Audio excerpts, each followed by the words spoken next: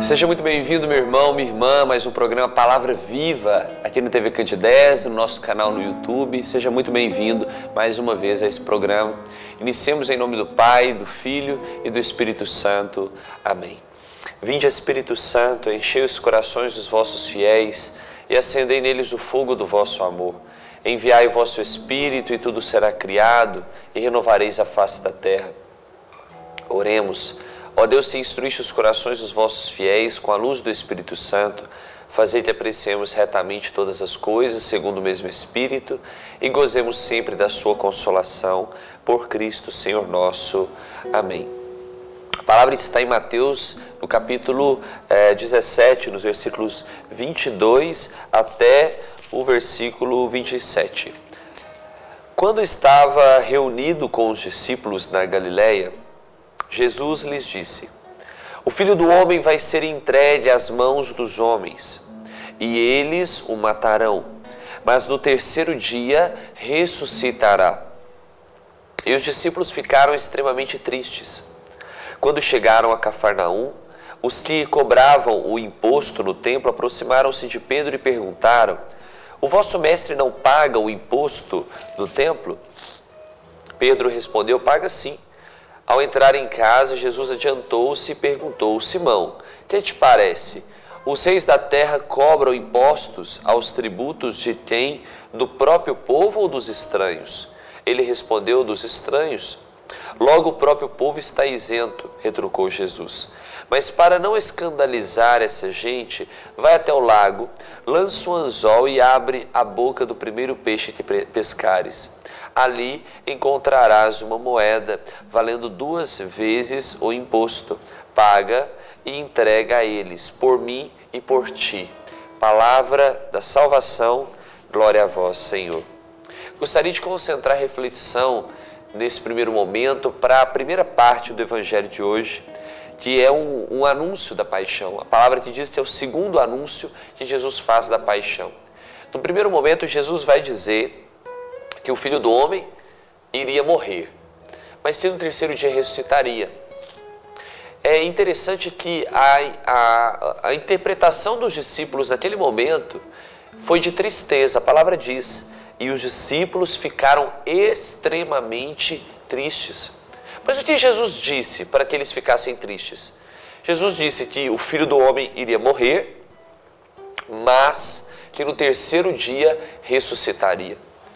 E mesmo assim, sabendo do anúncio da ressurreição, não só da sua paixão, mas da ressurreição, os discípulos ficaram extremamente, diz a palavra, extremamente tristes. Aqui há uma falta de fé, uma falta de compreensão dos discípulos acerca da ressurreição. Que é como se Jesus dissesse: olha, eu vou sofrer, vou passar por situações difíceis, vou morrer, mas eu vou ressuscitar no terceiro dia. Então, os discípulos ficaram presos no anúncio da paixão, da dor, da morte, do sofrimento de Jesus. É interessante, é muito comum, não sei se em todo lugar do mundo, mas pelo menos no Brasil, é muito comum a gente observar que na Semana Santa, a presença do povo na sexta-feira da paixão é enorme. O povo participa na sexta-feira e lota as igrejas. Mas a presença não é a mesma no domingo, nem mesmo no sábado santo, na celebração da festa da Páscoa, ou mesmo no domingo da ressurreição. Porque o povo está tão preso, tão voltado à realidade da morte, da paixão, e não da ressurreição. Uma outra comparação semelhante é a gente ver, por exemplo, na televisão, a gente liga o jornal, o noticiário, às vezes o jornal impresso também, e a quantidade de notícia ruim que tem no jornal é impressionante comparado às notícias boas, de entretenimento, de coisas boas acontecendo. Porque, ao que tudo indica, se vende mais facilmente o sofrimento, a dor, notícias negativas. Parece que o povo tende a buscar mais a notícia negativa. E isso torna um ibope maior. Estou fazendo uma comparação de 2 realidades. Uma que é da própria igreja e uma outra do mundo. Em que parece que o povo busca com mais facilidade aquelas notícias ruins, as notícias voltadas à tristeza. E aqui talvez uma hipótese, uma resposta para essa situação. Por que as igrejas são mais lotadas numa sexta-feira da paixão, da morte, do que às vezes no domingo da ressurreição? Por que há tanta busca por notícias ruins de morte, de tristeza, de violência, e menos de notícias voltadas a coisas boas que acontecem, a notícias positivas? Talvez aqui uma hipótese, uma resposta de que a morte, o sofrimento, a tristeza é algo mais evidente. Nós costumamos dizer que a única certeza da vida é a morte. Notar o sofrimento é algo evidente, todo mundo sofre. Mas a felicidade, a ressurreição, a vida eterna, ela exige de nós, antes de tudo, esperança, fé. É necessário crer na ressurreição. A morte e a tristeza é uma coisa evidente, você não precisa crer nisso. Todo mundo vai passar por sofrimento e por morte. Mas a vida eterna, a ressurreição, é algo que necessita de fé. Fé que alimenta a nossa esperança. Por isso, meus irmãos, aqui existe talvez uma resposta para essa questão. Porque os discípulos ficaram extremamente tristes, mesmo sabendo que haveria ressurreição, mesmo tendo ouvido do Senhor, porque ficaram tristes sobre a notícia da sua morte. Mas qual foi a reação deles em relação à ressurreição? Jesus, tudo bem, vai morrer, mas vai ressuscitar. Eles ficaram extremamente tristes. Nos tem faltado, meus irmãos, a fé também, a esperança também, na vida eterna, na ressurreição. Como se dissesse para cada um de nós, olha, nós vamos sofrer, vai ser difícil, mas vamos viver com Deus eternamente. Haverá vida eterna. Tem nos faltado fé nas palavras do Senhor. Aquilo que é evidente, aquilo que é óbvio, que é a morte, o sofrimento, tem às vezes ocupado mais espaço no nosso coração do que a certeza na ressurreição e na vida eterna. Por isso, meu irmão, no dia de hoje eu quero convidar você a refletir sobre isso. Às vezes nós ficamos muito presos nas notícias ruins, no sofrimento. Nós só lembramos disso e ficamos extremamente tristes. Ficamos presos no sofrimento. A morte, ela ocupa um lugar no nosso coração que nos impede de crer na vida eterna. É tão bom estar com pessoas que dizem, olha, está difícil, mas eu creio que vai melhorar. Eu creio na ressurreição, eu creio na vida eterna. Eu creio nas palavras do Senhor. Porque tantas vezes o mal, a tristeza, as notícias negativas ocupam mais espaço em nós. Às vezes ficamos até remoendo tudo isso, não é verdade? O familiar que amamos e partiu, a pessoa que tínhamos como exemplo para nós e partiu, e ficamos remoendo aquilo. Trazemos no peito a dor, a tristeza e nos alimentamos disso. E nos falta a certeza de que depois da morte haverá ressurreição. De depois da cruz há ressurreição. E é por isso, meu irmão, que eu convido você a viver a experiência da esperança na vida eterna nesse dia. A esperança naquilo que virá. A fé, como diz o autor da carta aos Hebreus, é a certeza naquilo que não se vê. Por mais que o que podemos ver é o sofrimento hoje, o que temos de evidência é a morte, que é a certeza de toda a vida. Mas temos que trazer em nós também uma certeza, mesmo que cega, mesmo que não evidente, a certeza nas palavras do Senhor, porque Ele disse que ressuscitaríamos com Ele. Ele disse que haveria vida eterna, o reino de Deus. Por isso devemos confiar verdadeiramente nessa palavra. Quero convidar você a escutar essa canção e que ela eleve o seu coração a essa certeza, a certeza na vida eterna, na vida que Deus prometeu para cada um de nós. Não fiquemos focados na morte e no sofrimento como os discípulos nesse dia, mas levemos mais em conta a palavra de Jesus te diz, mas no terceiro dia ressuscitará. Ressuscitará. Confiemos nessa verdade, a verdade que Jesus prometeu para nós. Quem podia imaginar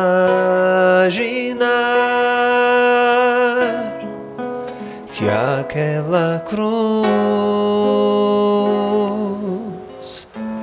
era só o começo de uma história de amor? Comentavam com grande dor tudo que se passou e jamais esperavam encontrar o Senhor. Aconteceu sem mesmo esperar, Ele apareceu em meio aos discípulos a caminhar. Falava de amor e o som de sua voz abrasava os seus corações que diziam: Senhor, fica conosco. Já é tarde, o dia declina, quase sem esperanças, partimos sem direção.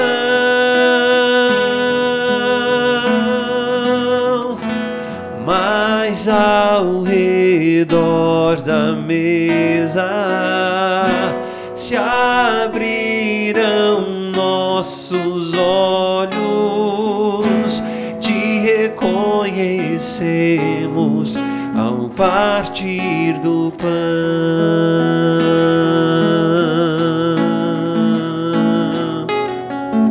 Já não chores, Jerusalém, a alegria voltou, teu Senhor está vivo,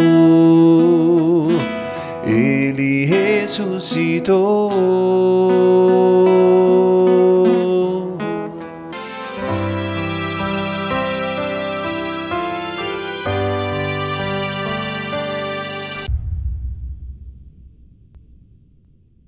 Olá pessoal, tudo bem com vocês? Quem fala aqui é o Fernando Gomes, membro da comunidade Presença e também líder do projeto Amor Autêntico. Eu vim aqui comunicar para você que está chegando o nosso Decor Minas, que é um encontro, um evento sobre a teologia do corpo de São João Paulo II, com a presença do pregador americano Christopher West, e eu também estarei presente dando uma contribuição também no sábado, juntamente com a minha equipe do projeto Amor Autêntico. Então anota na sua agenda aí, 15 e 16 de setembro, Decor em Minas, nós vamos estar juntos lá. Um grande abraço.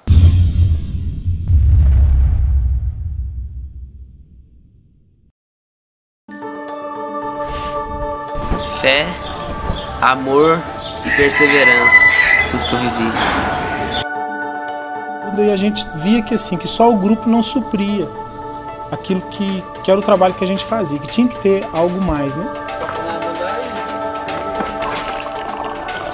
O dia que o Eduardo falou da missão e falou que a metodologia deles é gerar vida, aí eu pensei, não, aqui tá funcionando direitinho. E pra pessoa ajudar, né, tem que ter amor, né, e humildade. A partir do momento que eu percebo que eu sou limitado, que eu não dou conta, e que não existe ninguém que consegue nada sozinho, né? Pode conseguir várias coisas, mas tudo ninguém consegue sozinho. Eu percebo que eu preciso ajudar. Eu acho que a vontade de ajudar nasce dessa essência que tem que estar no coração das pessoas. Assim, né? Eu não consigo. Então eu tenho que partilhar, eu tenho que ajudar, eu tenho que fazer pelo outro, porque eu também vou precisar que faça por outro. Eu mesmo já olhei para vários meninos aqui e pensei, esse aí não tem como, porque o nosso humano, mas para Deus nada é impossível.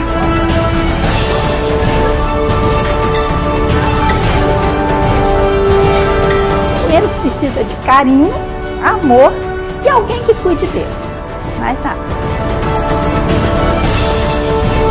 A criança e o idoso, ela sensibiliza. O adolescente ou o dependente químico, já existe aquela rejeição. Porque o que a gente dá é muito pouco. A gente recebe muito mais deles do que a gente dá. Você sente falta de alguma coisa a mais na sua vida. Ajudar faz bem, faz muito bem pra gente.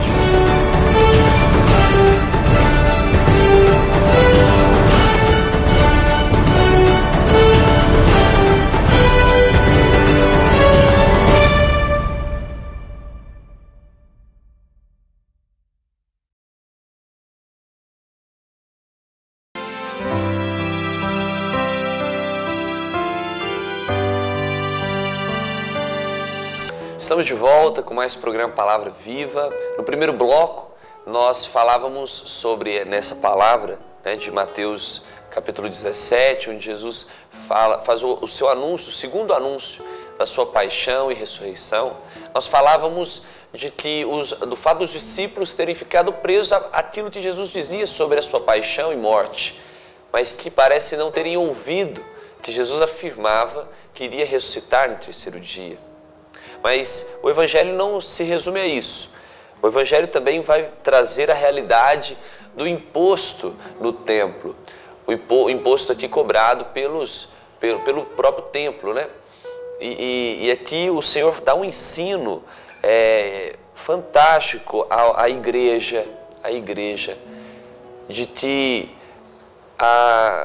não se trata aqui do que é essencial, a colaboração do imposto, o valor a ser pago, mas que Jesus deixa claro aqui que seja feito como deve ser feito. Ele diz: logo o próprio povo está isento, retrucou Jesus, mas para não escandalizar, vai até o lago, lança um anzol e abre a boca do primeiro peixe que pescares, ali encontrará uma moeda que valerá para nós dois, pagas por mim e por ti.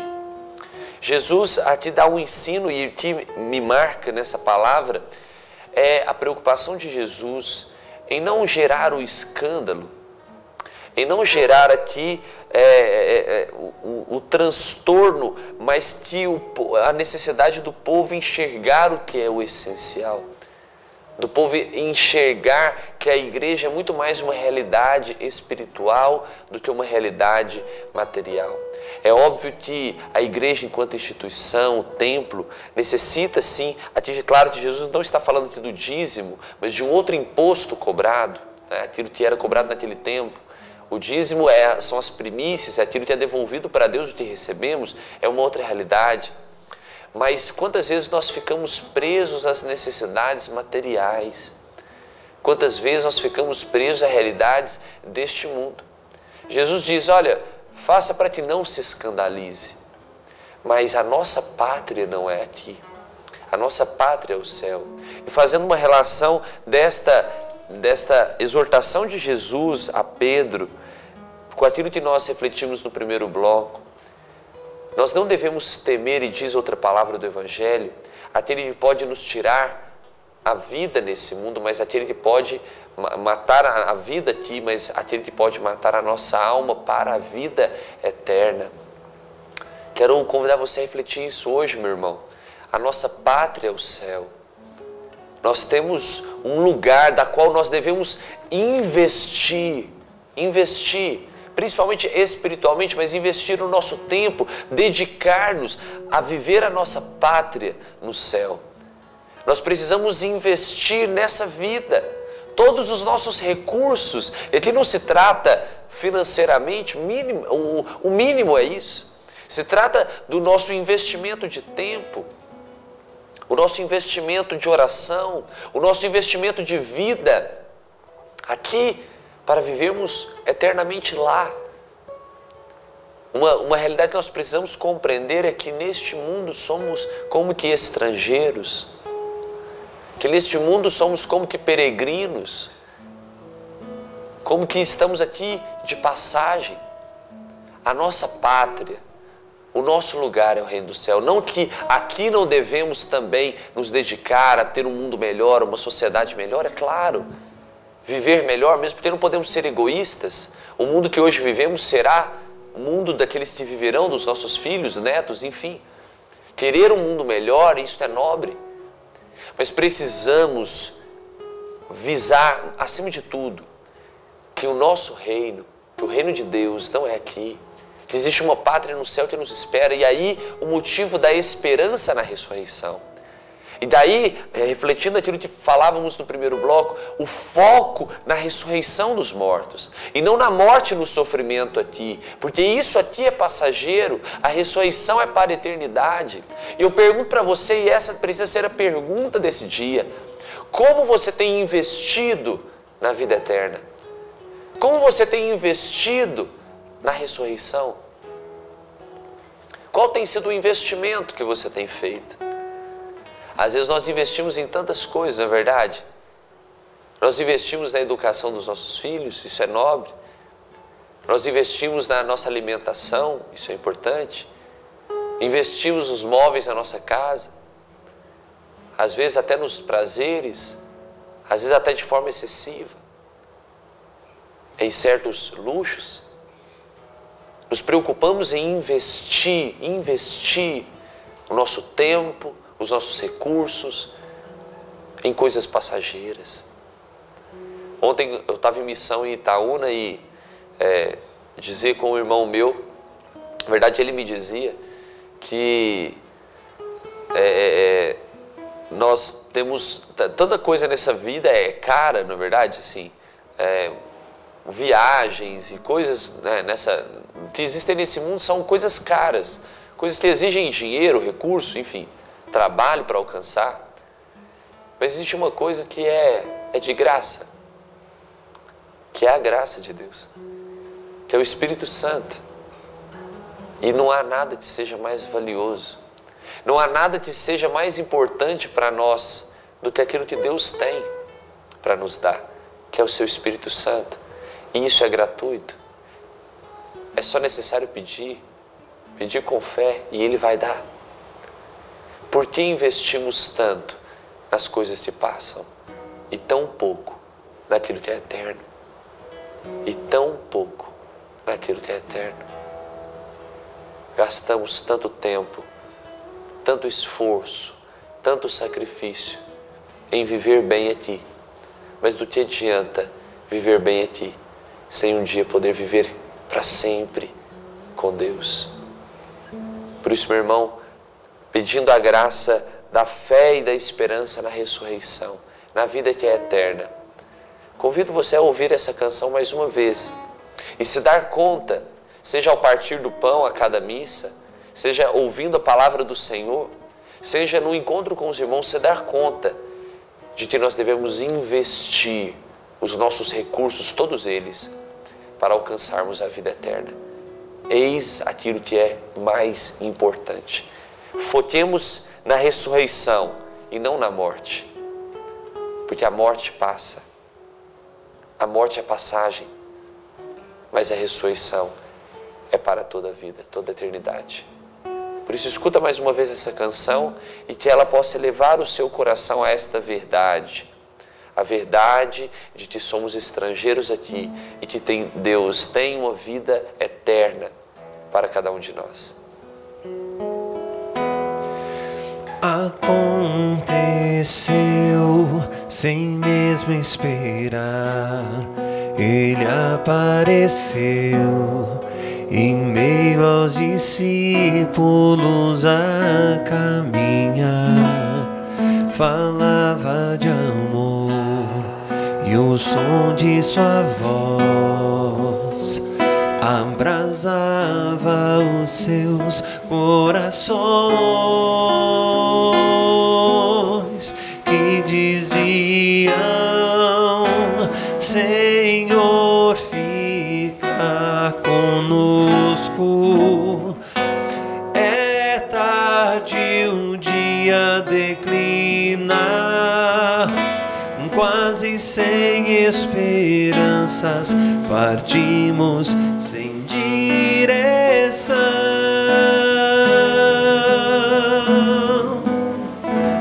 Mas ao redor da mesa se abrirão nossos olhos, te reconhecemos ao partir do pão. Já não chore, Jerusalém,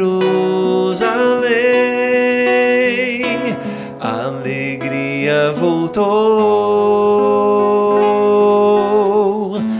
teu Senhor está vivo, Ele ressuscitou.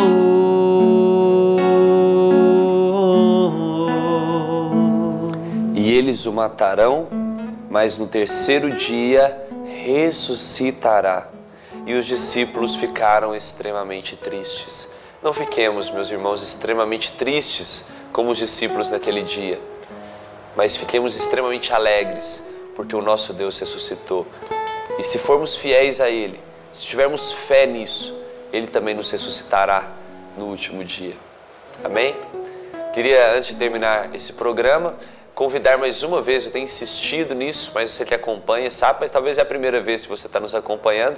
Quero convidar você para um evento que acontecerá nos dias 15 e 16 de setembro, aqui em Divinópolis, que é a presença do Christopher West, um pregador da Teologia do Corpo do Papa São João Paulo II, que estará aqui no Brasil pela primeira vez e virá em Divinópolis para falar sobre este encontro, sobre esse conteúdo para nós. Por isso, quero convidar você a participar, a estar conosco, porque vai ser uma oportunidade única de crescer na informação humana, num conteúdo tão valioso que é a teologia do corpo, tá bom? Então faça sua inscrição, fique mais por dentro pelo nosso site, mariadenazaré.com/decorminas, tá bom? Faça sua inscrição e participe conosco.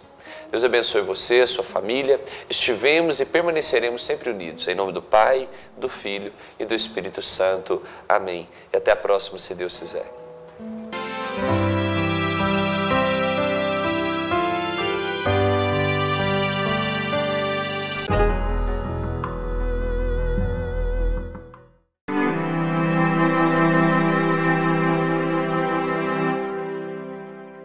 Países como a Dinamarca, a Finlândia e a Suécia têm baixíssimos índices de corrupção, elevados indicadores educacionais e menor disparidade salarial.